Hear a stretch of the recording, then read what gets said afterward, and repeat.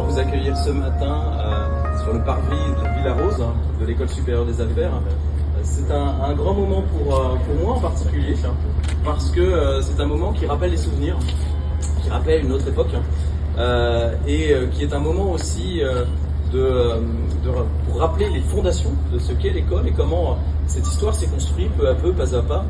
Et je voulais, plutôt que simplement de rentrer dans une liste de remerciements, j'en ferai évidemment, mais simplement vous raconter une histoire. Ça peut-être pas, et je sais que nous avons ici des représentants du chapitre alumni d'HEC Paris. En 2009, un jeune directeur général dont j'ai eu la chance d'être l'adjoint, Stéphane Attali, reprend les rênes de l'école avec une dynamique au niveau de la chambre qui est inclusive, qui demande plus de collectif.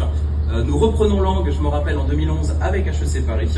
Nous remettons avec le chapitre alumni d'HEC Paris le service aux admissions internationales ici à Beyrouth pour permettre aux jeunes Libanais qui le souhaitent d'intégrer HEC Paris. Je me rappelle d'ailleurs avoir rencontré Nicolas, je crois la première fois en 2011 ou 2012, pendant un jury, pour un jury de sélection pour HEC Paris. On est dans le Liban. Je crois que je ne me suis pas trop trompé puisque les choses ont l'air d'évoluer de manière très positive.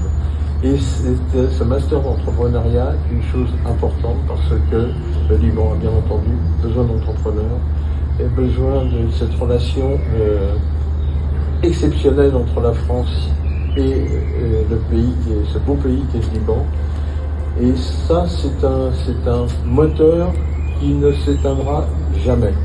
Elle ne s'éteindra jamais parce qu'il y a l'amitié que se portent ces deux peuples et surtout des individus qui portent cette amitié au gré des vents. C'est important, c'est essentiel. C'est essentiel pour le Liban, certainement, mais c'est non moins essentiel pour la France et ce que représente le Liban pour mon pays. Voilà.